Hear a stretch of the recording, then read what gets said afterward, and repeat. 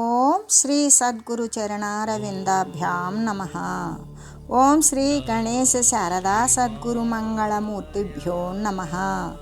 ఓం నమో భగవతే వేదవ్యాసాయ నమః. ఓం నమః ప్రణవార్థాయ శుద్ధ జ్ఞానైకమూర్తయే నిర్మలాయ ప్రశాంతాయ దక్షిణామూర్తయే నమః. ఓం ఈశ్వరో గురురాత్మేతి మూర్తిభేద విభాగినే వ్యోమవద్వ్యాప్తదేహాయ దక్షిణామూర్తయే నమః. శ్రీ గురుగీత ద్వితీయోధ్యాయము. అయితే శ్రీ గురువరుని ద్వారా తత్వజ్ఞాన దీక్ష పొందినందడం చేత తన యొక్క పురాకృత పుణ్యకర్మల యొక్క ఇప్పుడు చేయబడుచూ ఉన్నటువంటి ఏ గురు సేవాదులైతే ఉన్నాయో ఆ గురు శుశ్రూషాదులు, తపస్సు, ధ్యానము మొదలైనవి వీని యొక్క ఈ ముఖ్యమైనటువంటి ప్రయోజనము మనకి లబ్ధమవుతుంది. దేని ద్వారా? శ్రీ గురుదేవుని యొక్క తత్వజ్ఞాన దీక్ష తీసుకున్నందువలన. అది లేకపోతే దేహేంద్రియాదులన్నీ కూడా శవముతో సమానమే, అంటే మృతప్రాయమైనవే. అలాగే జ్ఞానం లేకపోతే సమస్త కర్మలు కూడా ప్రయోజనాన్ని కలిగించేవి కానే కావు. అంటే జ్ఞానమే ముఖ్యమని, అది లేకపోతే ఇతరములైనటువంటి సాధనలు ఉన్నప్పటికీ కూడా ప్రయోజనరహితాలే అవుతూ ఉన్నవి అని, కేవలము జ్ఞానము చేత మాత్రమే శాశ్వతమైన ఆనందం లభిస్తూ ఉంటుందని మరి మహనీయులు పదే పదే కూడా తెలుపుతూ ఉన్నారు. ఇది ఎటువంటిది అంటే ముఖ్యమైనటువంటి ప్రతి ఒక్క మానవునికి కూడా ముఖ్యమైన దివ్యోపదేశము. కావున ఆత్మజ్ఞాననిధి, అఖండ జ్ఞాననిధి అయిన శ్రీ గురుదేవుని యొక్క లాభం వలన మాత్రమే లభిస్తుంది. ఆ అఖండ తేజోస్వరూపమైన ఆ గురుమూర్తిని ఎవరు ఆశ్రయిస్తారో ఆ గురుదేవుని లాభం వలనే మనకి కూడా లభిస్తూ ఉంటుంది. అయితే శ్రీ గురుదేవుని లాభం వలన సర్వ లాభాలు కూడా కలుగుతూ ఉంటాయి. ఎలాగంటే పరమలక్ష్యమైనటువంటి శ్రీ గురు పరబ్రహ్మ స్వరూపం యొక్క సాక్షాత్కారము చేత పొందదగినది పొందబడుతుంది, తెలియదగినది తెలియబడుతుంది. ఏది పొందాలో అది పొందుతాం, ఏది తెలియాలో తప్పనిసరిగా అది తెలుసుకుంటాం. ఇక తెలుసుకోదగినది, పొందదగినది ఇంకా ఏమీ మిగలవు. శ్రీ గురుదేవుని యొక్క కరుణా కటాక్షము చేత గురుదేవుని యొక్క సామీప్యానికి, సన్నిధికి ఎవరు చేరతారో వారికి పొందవలసినది, అందుకోవలసినది, తెలుసుకోవలసినది ఇంకా ఏమీ మిగలవు. అంతేకాదు సర్వ లాభాలు కూడా ప్రాప్తిస్తాయి. అంటే సర్వలాభాలు అన్నప్పుడు శ్రీ గురుమూర్తి దగ్గర ఉండేటువంటిది వేదాధ్యయన బోధ, మరి మొదలైనటువంటి ప్రయోజనాలు అంటే అంతా కూడా ఆత్మస్వరూపము, ఆత్మతత్వజ్ఞానము అనేటువంటి విషయాలు. ఇటు గురుతత్వజ్ఞానము గనక లేకపోతే వాడు నిజంగా కూడా అవివేకి, వాడు గురు సమీపానికి కూడా రాలేడు. అయితే వానికి ఎప్పటికీ కూడా శాశ్వతమైనటువంటి ఆనందం ఎప్పటికీ లభించదు. అయితే జ్ఞానలాభం కంటే కూడా మరి ఒకటి లేదు అనే విషయంతో మనకి ఎప్పటికైనా సరే ఆ విషయాన్ని గురించే గుర్తుంచుకోవాలి. ఏ విధంగా అంటే మనకి జ్ఞానలాభం కంటే మరి ఒకటి లేదు అనే విషయాన్ని గుర్తుంచుకున్నప్పుడు ఆ జ్ఞానలాభం కోసం మనం ప్రయత్నం అనేటువంటిది తీవ్రతరంగా చేస్తాం. అయితే ఆత్మజ్ఞానం కనుక లేదనుకో కలిగేటువంటి మహా నష్టాన్ని ఏ విధంగా అంటే కేనోపనిషత్తులో కూడా చెప్తూ ఉన్నది. ఏమని అంటే యం లబ్ధ్వా చాపరం లాభం మన్యతే నాధికం తతః, అంటే ఆత్మజ్ఞానం లేకపోతే ఏమీ పొందలేము అనేటువంటి విషయాన్ని తెలియజేస్తూ, అంతేకాదు ఈ మానవ జన్మ అనేటువంటిది దేనికి వచ్చింది అన్నప్పుడు ఇది జ్ఞానాన్ని సముపార్జించుకోవడం మాత్రమే మానవ దేహంగా పుట్టవలసి వచ్చింది. కేవలం సుఖాలు అనుభవించడానికి ఏ స్వర్గంలోనే ఉండవచ్చు, లేదా మరి పూర్తి తామసంలోనే ఉండిపోవడానికి ఏ పాతాళంలో రసాతలంలో దైత్యులుగానో పుట్టి ఉండవచ్చు. మరి మానవులుగానే ఎందుకు పుట్టాము అంటే 3 గుణాల మేలు కలయికతోటి కలిగినటువంటిదే మానవ జన్మ. అంటే ఏ ఒక్కటే సంపూర్ణంగా లేదు. అచ్చంగా తామసమైతే ఏ రాక్షసులుగానే పుట్టేవాళ్ళం, మరి అచ్చంగా సాత్వికము అయితే ఏ దేవతా వర్గానికో పుట్టేవాళ్ళం. అలా కాకుండా 3 గుణాలు కూడా హెచ్చు తగ్గుల మీద ఉండేటువంటి రాజస తామసాదులు అనేటువంటివి ప్రకోపించడం చేత ఈ మానవ దేహంలో అంటే తను తరించాలి అని ఉంటుంది, గురు సన్నిధికి చేరాలి అని ఉంటుంది, అన్నీ తను ఏది పొందాలో ఏది చెందాలో ఏది తెలుసుకోవాలో తనకు తెలుసు. కానీ తెలిసి కూడా జాప్యం చేయటం మానవుని యొక్క సోమరితనం అని చెబుతూ, అటువంటి మానవ జన్మ చేత అదే కనుక ఒకవేళ మానవ జన్మ కనుక జ్ఞానార్జన కోసమే భగవంతుని చేతనే ఎంతో అమూల్యమైన ప్రార్థనలు వేడుకోలు మరి పుణ్యఫలాల చేత తెచ్చుకున్నటువంటి ఈ యొక్క మానవ జన్మ మానవ శరీరంతో ఏర్పడి ఉంది. అదే లేకపోతే అంతకంటే మహానష్టం లేనే లేదు. ఎందుకు? అనేక శరీరాలు ధరిస్తూ వదులుతూ ఉంటారు, కానీ తనను తాను తరింపజేసుకునేటువంటి జ్ఞాన ఉత్కృష్టత అనేటువంటిది కేవలం మానవ శరీరాలలో మాత్రమే ఉంటుంది అని చెబుతూ, అందుకే ఏమని గురుహీన పశు కీట పతంగో వక్తుమర్హతి శివరూపం స్వరూపంచన జానాతి యత స్వయం. అంటే శివుడే నేను అనే జ్ఞానము శివస్వరూపాన్ని తన యొక్క ఆత్మస్వరూపాన్ని కూడా తెలియటం జరుగుతుంది. ఎలాగా? ఆ శివోహం, నేను శివుడనే నేను అనేటువంటి జ్ఞానం. అంటే ఇక్కడ శివస్వరూపము అంటే కళ్యాణకారకమైనటువంటిది, మంగళస్వరూపమైనది. ఈ మంగళస్వరూపము అనేది జీవునికి ఎలా ప్రాప్తిస్తుంది అంటే దేహదారి అయినప్పుడు మంగళస్వరూపాలు అంటే తన యొక్క ఆర్థిక విషయంలో అభివృద్ధో, తన యొక్క విద్యలో అభివృద్ధో, తన యొక్క ఉద్యోగంలో అభివృద్ధో, పదవీ లాభమో, మరి భూములు ఆస్తులు ఇవన్నీ కూడా సంపాదించుకోవడము, వీటిని అభివృద్ధిగా భావిస్తారు. కానీ జీవునికి అభివృద్ధి ఏమిటి అంటే శివస్వరూపము, మంగళకారకము. అంటే జీవుడు చ్యుతి చెందాడు. ఎక్కడ నుండి? ఏ మహా సర్వవ్యాపకమైనటువంటి స్థితి ఉన్నదో అదే తానయ్యుండి కూడా అక్కడ నుండి జారి దేహాన్ని ధరించి తను నేను దేహాన్ని లేదా దేహాంతర్గతంగా ఉన్నటువంటి జీవుణ్ణి అనుకుంటున్నాడు. ఇక్కడ జీవుడు అనేటువంటిది కొత్త పేరు తనకు తనే పెట్టేసుకున్నాడు. ఎలాగా? తాను దైవం అనుకోలా, తాను జీవము అనుకున్నాడు. దైవము నుండి జారిన వాడు జీవమే కదా అవుతాడు. అయితే మరి నేను దైవాన్ని అనేటువంటి స్థితి, ఒక శుభేచ్ఛ అనేటువంటిది వానికి కలుగుతుంది. ఏంటి? నేను ఏమై ఉన్నందువల్ల ఈ శరీరాలు పోతూ ఉన్నాయి. ఈ శరీరాలు పోయినా ఉన్నా కూడా లోపల ఉన్నటువంటి చైతన్యం ఏదైతే ఉన్నదో అది మాత్రం పోవడం లేదు. అది తిరిగినంతసేపు ఉంటుంది. పతనమైన శరీరంలో చైతన్యం లేదు. చైతన్యం ఉంటే అది కూడా లేచి తిరగడము, కదలడము, మెదలడము, రెప్పలార్చడము, మాట్లాడడము, తినడము, నిద్రపోవడము, శ్వాసించడము ఏదో జరుగుతుంది. జీవక్రియలేమీ లేకుండా పతనమైపోతున్నది అంటే దానిలో చైతన్యము ఆ శరీరాన్ని వదిలేసి వెళ్ళిపోయింది. ఆ చైతన్యం అప్పుడు ఏమనుకోవాలి? ఈ శరీరమునేనా? ఆ శరీరాన్ని కదిలించి సాక్షిత్వ స్వరూపంలో ఉన్న చైతన్యం నేనా అనుకున్నప్పుడు నేను చైతన్యాన్ని. అయితే మరి జీవుడనే పేరుతో నేను బంధించబడి ఉన్నాను. జీవుడు అనేటువంటి నేను జీవుడినయ్యి శరీరము అనే పంజరంలో బంధించబడి ఈ శరీరమే నేను భావించాను అని వాడి యొక్క జీవ సమస్య పరిష్కారం చేసుకుంటే వాడు చైతన్య విశుద్ధ స్వరూపమే అయి ఉంటాడు అనేటువంటి విషయాన్ని, అదే మంగళకారకమైన విషయం. శివస్వరూపము నేను అంటే తనకి శుభం జరిగేటువంటి కార్యం ఏంటి అంటే నేను ఈ శరీరధారి అయినటువంటి జీవుణ్ణి కాను. నేను సోహం, ఏ సర్వవ్యాపకమైనటువంటి పరతత్వం ఉన్నదో ఆ పరతత్వాన్నే నేను. ఎందుకు? పరతత్వం అన్నప్పుడు దాంట్లో అనేకం ఉన్నాయా? భిన్నంగా ఉన్నదా? ఒకటిగా ఉన్నదా అంటే అది మనం ఎన్నోసార్లు చెప్పుకున్నాం. అద్వితీయం అంటే రెండవది లేనిది. ఏకరసమాత్రమైనటువంటి సర్వవ్యాపక పరమాత్మ ఏదైతే ఉన్నదో అది నేను. మరి ఇది నా అజ్ఞాన ఆవరణ ద్వారా ఏర్పడింది కాబట్టి అందుకే ఆ శివస్వరూపమే నేను అన్నప్పుడు తన యొక్క ఆత్మస్వరూపం ఏంటి?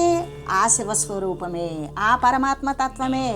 ఏకవారాసి అయి మంటికి ఏకవారాసి అయి సర్వేక సమస్తము ఏకస్వరూపమై ఏదైతే ఉన్నదో అదే ఆ పరమాత్మే నేను, అదే శివస్వరూపము, అదే ఆత్మస్వరూపము అని తెలియడం జరుగుతుంది. అటువంటి జ్ఞానము మరి ఎవరి వల్ల లభిస్తుంది అంటే ఏ యొక్క శివోహం, నేను శివుడనే నేను అంటే సర్వవ్యాపకమైనటువంటి పారమార్థిక స్థితిలో విచారణ చేసినప్పుడు ఏ పరమాత్మ విషయం అయితే ఉన్నదో, పరమాత్మ కంటే నేను భిన్నమైన వస్తువును కాను అని తాను ఎప్పుడైతే మరి త్రికరణ సహితంగా దాని యందు లీనమయ్యేటువంటి జ్ఞానం ఎవరి ద్వారా వస్తుంది అంటే శ్రీ గురుమూర్తి యొక్క కరుణ వల్లే వస్తుంది. ఇదే విషయాన్ని అనేక పర్యాయాలు తెలియజేస్తూ ఉన్నారు. ఏమని? శ్రీ గురుదేవుని యొక్క కృప వల్ల మాత్రమే ఆత్మజ్ఞానం లభ్యమవుతుంది అని. అదే ఒకవేళ జ్ఞానం లేకపోతే మనుష్యునికి పశుపక్షాదులకి ఏమైనా భేదం ఉన్నదా? ఏమీ లేదు. అవి ఒక రకంగా వ్యవహరిస్తాయి, మనుషుడు ఇంకో రకంగా వ్యవహరిస్తాడు. వ్యవహారం అయితే జరుగుతూనే ఉంటుంది. ఎలాగూ అంటే పశువులు పక్ష్యాదులు కూడా చైతన్యాత్మకాలే.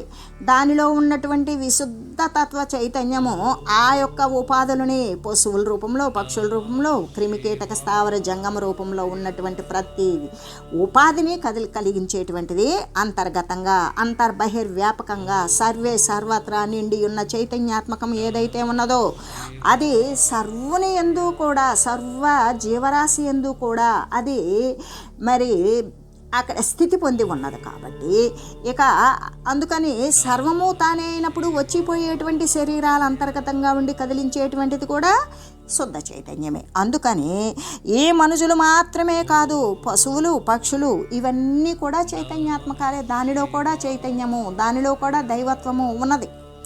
అయితే మనుజులు కూడా చైతన్యాత్మకులే ఉన్నారు. మనుజులు కూడా కదులుతున్నారు, నిలబడుతున్నారు, తిరుగుతున్నారు, మరి సర్వ వ్యవహారాలు కూడా సలుపుచూ ఉన్నారు.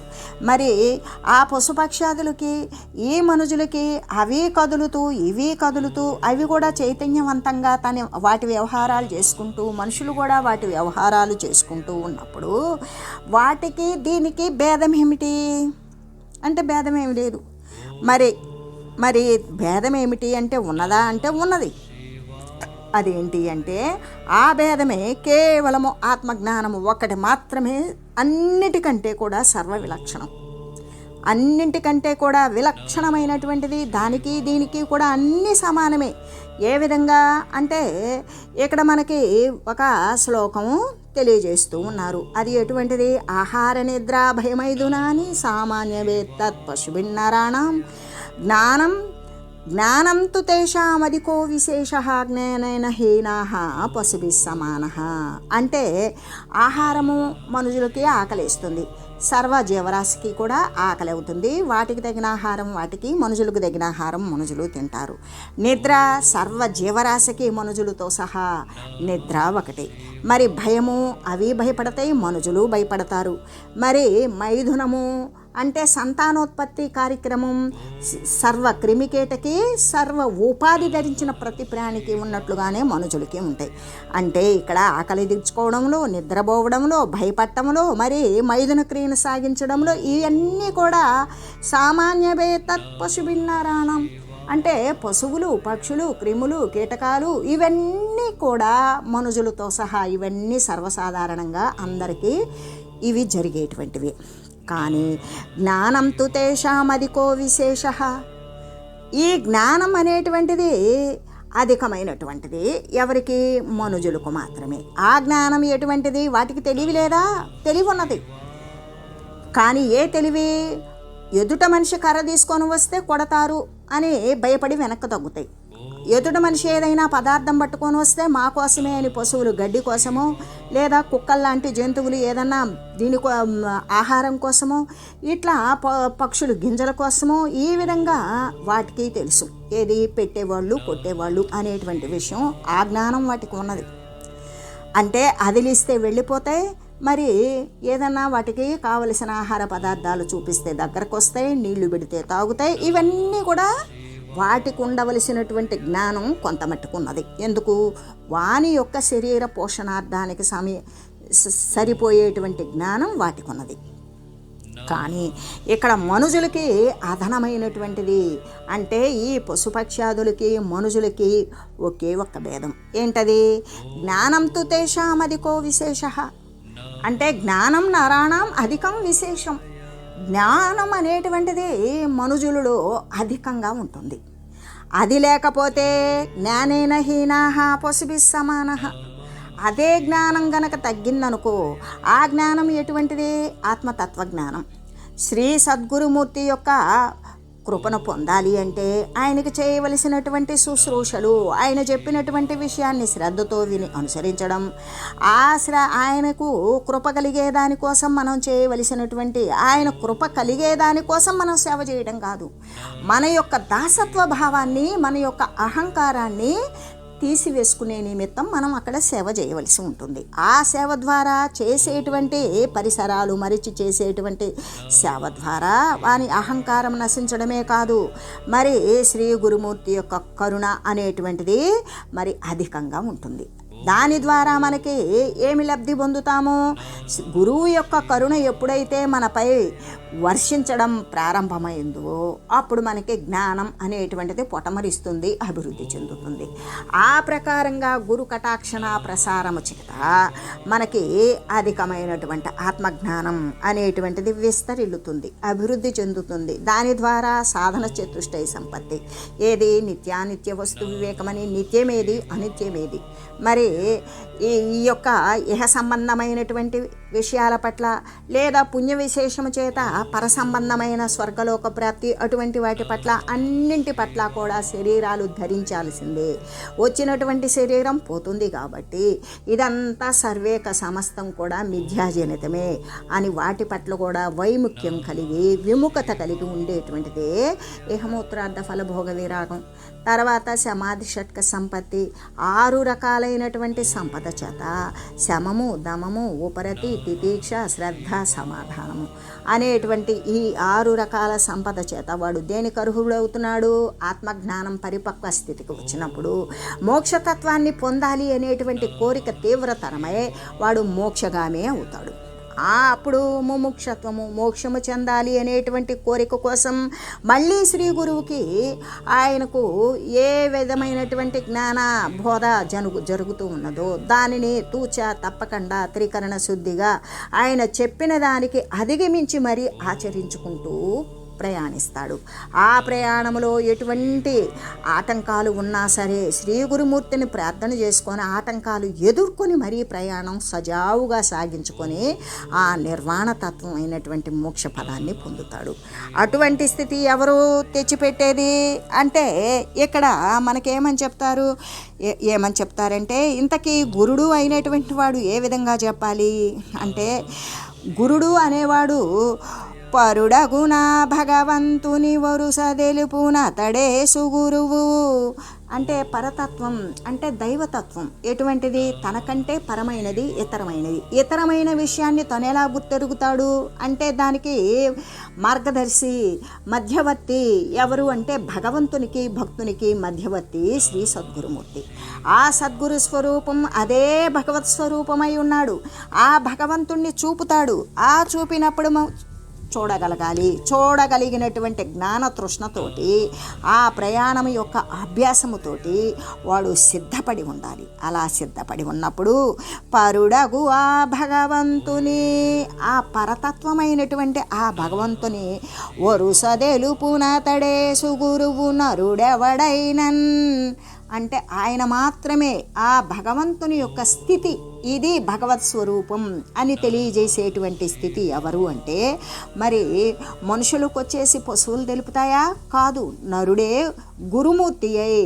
అంటే ఆ నరుడు ఏ విధంగా అంటే నరకులంలో పుట్టినటువంటి నరుడు లెస్స, గురుకులం నందు మెలిగిన గురుడు అవుతాడు. ఏ విధంగా అంటే భ్రమరకీటక న్యాయం రీతిగానే. అదేవిధంగా ఆ గురుడు ఏం చేస్తాడు అంటే గురిదెల్ప నేరకుండిన అంటే ఆ పరతత్వం యొక్క గురి ఇది అయ్యా అని మరి స్థిమితంగా స్థిరంగా పరతత్వాన్ని గురించి తెలపకపోతే వాడు గురుడు ఎలా అవుతాడు?